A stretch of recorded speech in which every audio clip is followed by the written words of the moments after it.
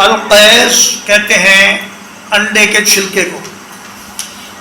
تو قیزنا کا معنی یہ ہے کہ جس طرح انڈے کا چھلکا انڈے کے ساتھ ہر وقت پیوست رہتا ہے، اسی طرح کچھ برے دوست ان کے بن جاتے ہیں جو ہر وقت ان کے ساتھ چمٹے رہتے ہیں. فرمایا کہ جو آدمی برا ہوتا ہے اللہ تعالیٰ اس کو برے دوست مہیا کر دیتا ہے جو اس کی تباہی اور بربادی کا کام مکمل کر دیتے ہیں.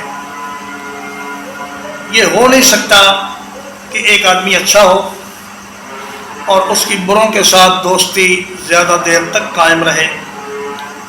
اگر کبھی وقتی طور پر برے لوگوں سے اس کا تعلق بن بھی جائے تو وہ زیادہ دیر چل نہیں پاتا.